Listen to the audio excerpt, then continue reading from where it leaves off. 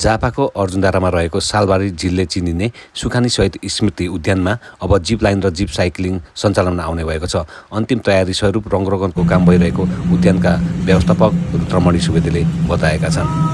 यो zip cycle तथा zip लाइनको प्रोजेक्ट चाहिँ अर्जुनधारा नगरपालिकाको 20 लाख रुपियाँ आर्थिक सहयोग तथा सुखानी शहीद स्मृति प्रतिष्ठानको बाँकी अरू संयुक्त लगानीमा चाहिँ हामीले यो प्रोजेक्ट सम्पन्न गरिरहेका छौँ।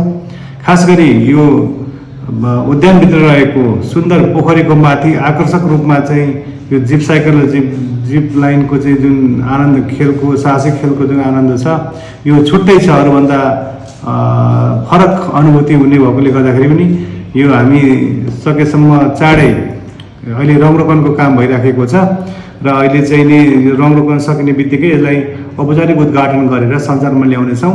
सम्पूर्ण पर्यटक महानुभावहरूलाई केही समय धैर्य गर्न अनुरोध गर्दै यस जिप लाइन र जिप साइकलको रमाइलो गर्नको लागि म हार्दिक स्वागत गर्न चाहन्छु। 100 मिटर जतिको जिप लाइन छ र रमाइलो छ। यसमा चाहिँ पानीमाथि जानको लागि त्यस्तो डराउनु पर्ने केही पनि छैन र स्काई साइक्लिङ लगभग 85 देखि 90 मिटरको हाराहारीमा जिप स्काई साइक्लिङ भएको छ र साहसिक खेलको रूपमा चाहिँ यसमा चढ्दाको आनन्द नै बेग्लै छ। खासै त्यस्तो रिस्क खासै केही छैन।